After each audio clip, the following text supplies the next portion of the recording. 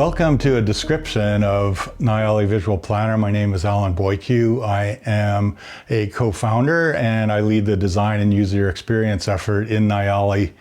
This is Visual Planner. At first glance, you can notice it's reminiscent of a sticky note wall.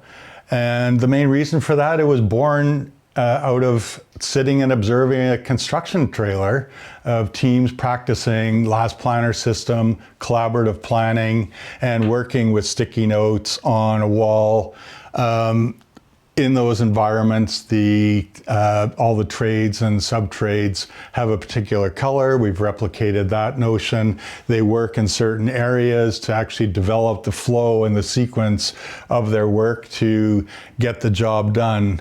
What we're going to do today is go through the various aspects of Visual Planner and how it matches the needs of construction teams to be able to practice their craft, be experts in their craft, not have an application get in the way of their doing, and help them get their work done. So let me talk a little bit about the interface and how it's designed to help teams. First of all, it's very understandable. I think everybody knows what a sticky note is. You can see we've taken advantage of a touch display to enable people to actually have a relationship with their activity tags. And that's really important. In digital, you can often lose that whole notion that that is mine. You're not handwriting the thing, handwriting the activity, so you need to have that touch aspect of being able to interact with them. The interesting thing about digital, you can imagine having 15 paper sticky notes and needing to move them because something didn't get done or there was a weather delay. In this case, you can move a whole group with a simple double touch gesture, so you start to get the advantage of digital. The other aspect is we can easily move between areas, and let's say a weekly meeting, you move between areas and then talk about each area, what work is going to get done on Monday, on Tuesday. Everybody's, can interact, everybody sees their tags and their tasks.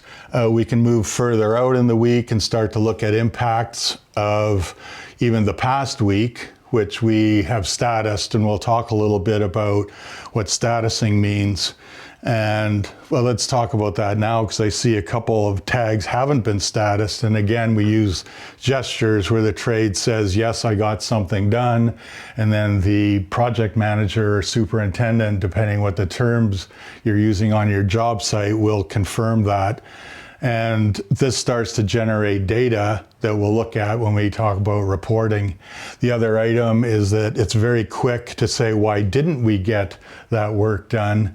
And that gets recorded as data, and you can start to develop and see trends in your job site performance. So let's talk about how we status the activities in terms of whether they got done or not done in the past week. I come into the trailer and I mark it as done, and I got this task done. The superintendent or project manager confirms that it's done and it's closed, and this will then actually show up in reports. If an activity doesn't get completed, basically we mark it the other way and we look at the reasons for variance, and there's a few different reasons that are quite common. Maybe there's a material constraint issue or a labor constraint, or perhaps there's a weather. In this case, we'll choose material constraint. And these are consistent across the plans in an organization and can be set so that there's a consistent actual monitoring of the database of how teams are performing.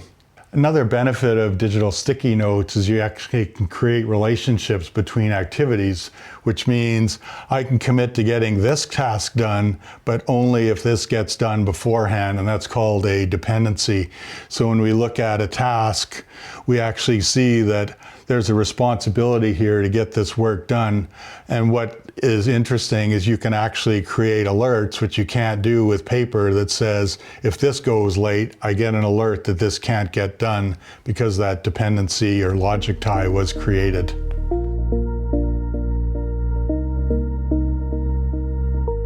A unique aspect of Nialli Visual Planner is that when it's combined with an interactive touch display, it allows for multiple people to work together and plan together. So in this case, I could be working with another trade partner, and we'll be sorting out our task sequences while another group or team, where it makes sense, work together on the sequence of their work. Because we're a cloud-based solution, people actually can interact from their mobile devices and add tags into the sequence and be part of the conversation.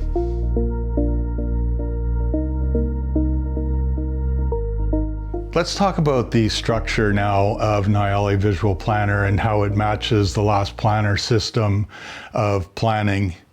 What we're looking at here is starting to build a phase pull plan, and we've imported milestones from a master schedule such as P6 or Power Project or other planning scheduling softwares. We've also brought in some activities from those plans, which we can then take advantage of that work that's been done and pull those now into our phase pull plan.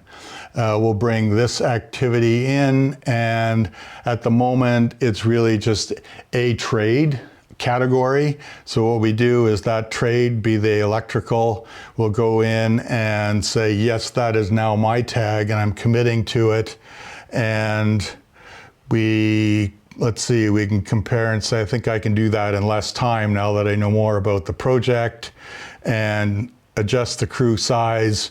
And we now have an activity that can be pulled from the milestone, which was actually pulled down from the master. So now we're attaching the actual plan of building, which is, this is what we should do in the last planner system, and starting to pull that process into our plan.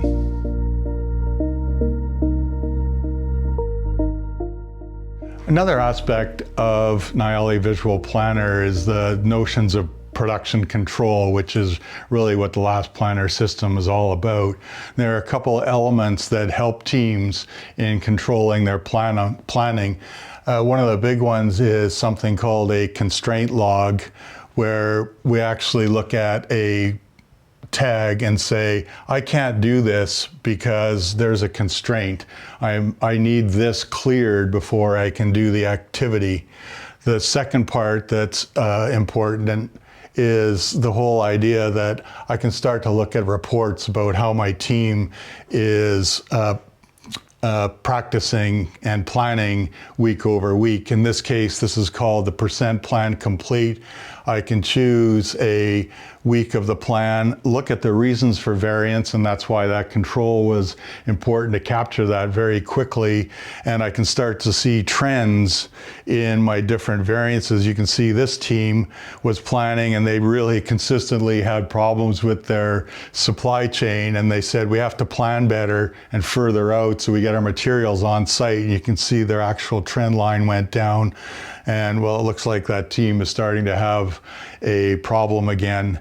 Now, this data actually is accessible to programs such as Power BI, where we actually go into our report setting and export immediately. So you get a view that allows you to filter on PPC by trades. You can compare between projects, how the health of the planning on the projects, and it's part of that lean journey of getting better. Why is the Western region always having such great PPC results? There must be things they're doing. Can we learn from that? Can we get better?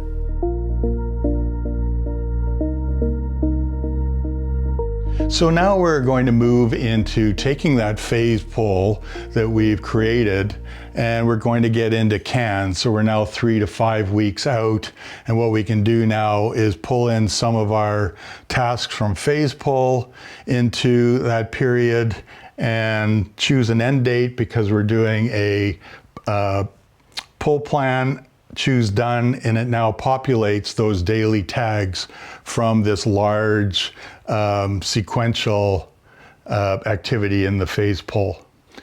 So now we're looking at the weekly plan view, and you can see this long activity here that got pulled from phase pull is now planned out for several weeks. And we can start to look at how that actually fits with the flow and make movements if we needed to hit the particular milestone or work with the other trades to get the flow proper. Another interesting aspect is we have these master milestones that you saw in the phase pull, and we're now in the will. This is what we will do next week, and we populate those milestones from the master milestone list. What's interesting here is it's really important to understand the difference between planned and actual. So if this milestone for some reason actually goes late, we now have an alert and a conversation needs to be had with the scheduling department, or some type of mitigation needs to be worked on in the plan to actually hit that milestone so it doesn't slip.